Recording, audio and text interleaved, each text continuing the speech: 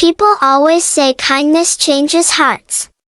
But what if the heart in question is cold, cruel, and built on generations of hate? This story starts in the heat of summer.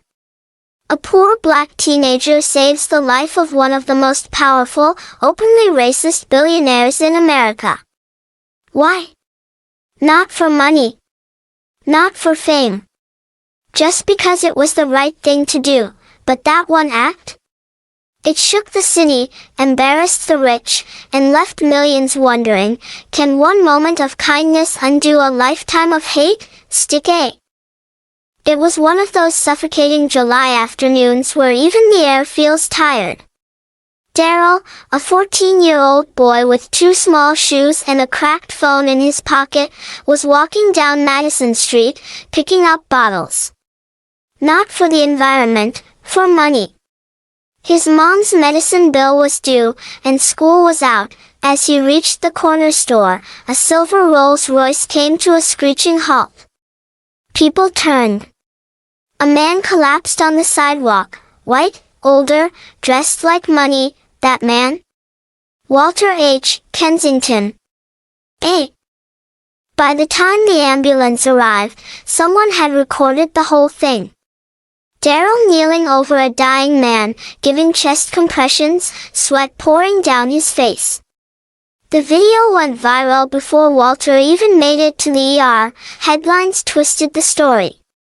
Black teen rescues billionaire. Racist tycoon saved by boy he would have ignored.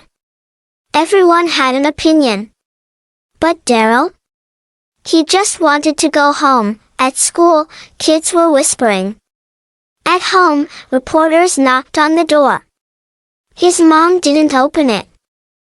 Inside the Kensington mansion, 30 rooms, 5 fireplaces, and 0 warmth, Walter sat alone in his recovery chair. The press was outside. His team was panicking. Sponsors were pulling out. Not because he almost died, but because a black boy saved him. For a man obsessed with control, this was chaos. He refused interviews. Refused to acknowledge the boy. He didn't save me, Walter snapped. It was luck. But something was off. The man who once gave hate-filled speeches suddenly canceled his. Days passed. Then a week. Daryl waited. Maybe not for praise, but at least a thank you. But Walter never called, never sent a letter, not even a second glance on TV. It was quiet when the letter finally came. No grand message. No big words. Just a single line, I'd like to see you. WK, Daryl didn't want to go. But curiosity won. He showed up at the gated mansion, wearing the same hoodie from that day. The guards almost didn't let him in, until Walter's voice came through the speaker. It was quiet when the letter finally came. No grand message. No big words. Just a single line, I'd like to see you. WK, Daryl didn't want to go. But curiosity won. He showed up at the gated mansion, wearing the same hoodie from that day. The guards almost didn't let him in, until Walter's voice came through the speaker, he's expected. Inside, the house was colder than outside. Walter sat in his library, surrounded by books he probably never read. You look smaller in person, Walter M. Walter stared at the boy sitting across from him. So calm. So direct. No fear. Just tired honesty. You saved me, he finally admitted, quietly.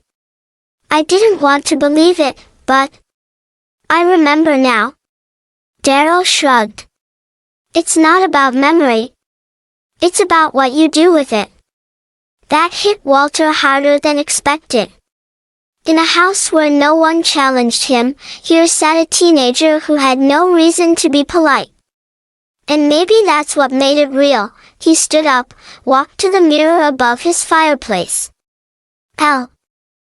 3 days after their strange meeting, Daryl found a letter in his school locker. It wasn't from a student. The envelope was thick. Handwritten.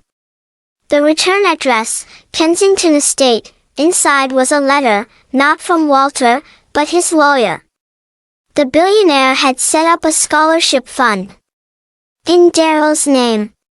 Fully funded. For black students, the news exploded. Interviews were requested. Praise poured in. But Daryl felt strange. He never asked for any of this. Especially not from Walter, his mom. Walter thought charity would silence the noise. Instead, it brought more questions. Old employees spoke out. Videos resurfaced. Clips of him using slurs. Public speeches full of hate. His foundation's funding records, messy, corrupt, cruel. The world wasn't forgiving. People don't forget that easily. Especially when they never got an apology. One reporter asked live on air, "Is Walter Kensington truly changing? Or is this just reputation rehab?" Walter saw it all. Alone. Angry. And ashamed. It was the principal's idea. "Tell your story," she said. "The school needs to hear it from you." Daryl didn't want to speak. He wasn't a talker. But when he stood on that old wooden stage, looking out at the students, black, white, brown, he realized they already knew. They just needed to feel it. "I didn't save him because he's rich," Daryl said. "I saved him because I knew no one else would." Silence. Then a few nods. One clap. Then more. "I'm not a hero. I'm not perfect. I just did." Word about Daryl's story spread like wildfire. Some celebrated him as a symbol of hope and courage. Others whispered, suspicious and doubtful. The same neighborhood that raised him was divided, some proud, some uneasy. Daryl's friends started treating him differently. Some acted like he was a celebrity, others barely talked anymore. At school, teachers praised him, but a few students stared with envy or judgment. It was confusing. Meanwhile, Walter's supporters launched attacks online, ca. After the public uproar, Walter's life became a whirlwind of uncomfortable silence and forced smiles. Behind the mansion's heavy doors, the man who once wielded power like a weapon now felt powerless against his own conscience. Every mirror reflected a stranger, one haunted by his own hatred. Old habits clashed with new doubts. His team urged him to stay strong, but what did strength mean when the world was watching every word and gesture? Late at night, Walter found himself pacing the empty. Though praised by many, Daryl wrestled with feelings he didn't expect. Guilt. Confusion. Anger. Why should saving a man who hated him feel so complicated? He replayed the day over and over. That man's eyes. That voice saying, "Don't touch me." How could someone so cold need saving? At night, Daryl whispered to himself, "Did I do the right thing? Would I do it again?" His mom listened quietly, offering hugs and simple truths. Being kind doesn't mean you owe anyone. It means you're better t. A few weeks later, Walter surprised everyone by inviting Daryl to a community event. It wasn't a gala or fancy fundraiser, but a small, local gathering focused on healing and understanding. The room was tense at first. Daryl stood quietly while Walter spoke, not about money or image, but about responsibility and listening. The billionaire's words were awkward but honest. Daryl saw something new in Walter's eyes, a flicker of something real. Maybe not forgiveness, but a start. As they left, Daryl soon realized that saving Walter wasn't the end of the story, it was just the beginning of new challenges. Suddenly, he wasn't just a kid from the neighborhood, he was a symbol, a story, a headline. People expected him to be perfect, to carry the hopes of many on his shoulders. But Daryl was still figuring out life, school, family struggles, friends who acted differently around him. He felt the pressure build every time someone asked, "What will you do next?" Like he owed the world. The media frenzy around Walter reached a boiling point. Journalists dug deep, uncovering decades of racist remarks, controversial business deals, and lies. The billionaire's public image crumbled fast. Walter faced angry protests, canceled contracts, and calls for accountability. He held press conferences where his voice cracked, trying to sound remorseful but sounding hollow instead. Behind closed doors, Walter wrestled with shame and fear. Could he repair the damage? Was it too late? He knew. Not everyone in Daryl's community saw his actions as heroic. Some accused him of seeking attention or betraying his roots by saving a man known for racist views. Messages flooded his phone, some hateful, some disappointed. Even old friends questioned his choices, making Daryl feel isolated. The weight of expectations clashed with harsh criticism. At school, whispers followed him in the hallways. Teachers offered support, but the social pressure was real and heavy. Daryl's mom stood by. Late one evening, Daryl sat on the rooftop of his apartment building, staring at the city lights.